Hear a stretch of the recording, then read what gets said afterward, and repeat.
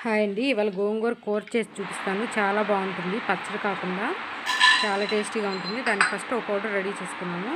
ఒక 10 మిరియాలు, ఒక హాఫ్ స్పూన్ మెంతులు, ఒక స్పూన్ ధనియాలు, 4 ఎండుమిర్చి చేసుకొని డ్రై రోస్ట్ చేసుకోవాలి.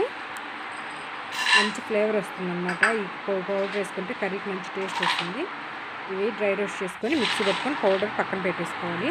నెక్స్ట్ వచ్చేసి మనం గోంగూర శుభ్రంగా ఒలిచేసుకొని 4 సార్లు కడుక్కొని 2-3 సార్లు బాగా శుభ్రంగా ఇసుక లేకుండా కడిగి పెట్టుకొని ఆ గోంగూర 2 పెద్ద టమాటాలు కట్ చేసుకొని ఒక ఆనియను, ఒక 20 పచ్చిమిర్చి, కొంచెం చింతపండు చిన్న తొన, పసుపు, ఒక స్పూన్ జీలకర్ర, ఒక గ్లాస్ వాటర్ పోసేసి మూత పెట్టేసి సిమ్లో ఉడికించుకోవాలి.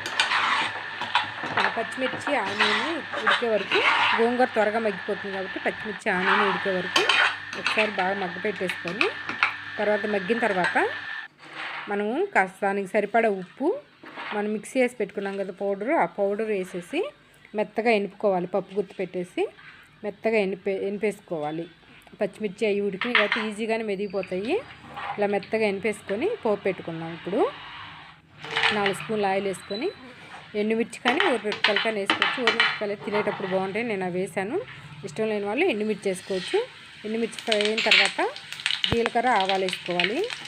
అవి వేసుకున్న తర్వాత చిన్నుల్లిపాయలు, వెల్లుల్లిపాయలు కొంచెం దంచుకొని వేసుకోవాలి. ఫ్రెష్ చేసి వేసుకోవాలి. తర్వాత కొంచెం కరివేపాకు, ఇంగువ వేసుకొని ఒక 2 మినిట్స్ మగ్గ పెట్టేసుకొని దింపేసుకుంటే గోంగూర కర్రీ రెడీ అయిపోతుంది. చాలా టేస్టీగా ఉంటుంది. కొంచెం వేడి అన్నంలో నెయ్యి వేసుకొని తింటుంటే సూపర్ టేస్ట్ ఉంటుంది. కర్రీ మాత్రం చాలా టేస్టీగా వచ్చింది. ఒకసారి ట్రై చేయండి, చాలా బాగుంటుంది.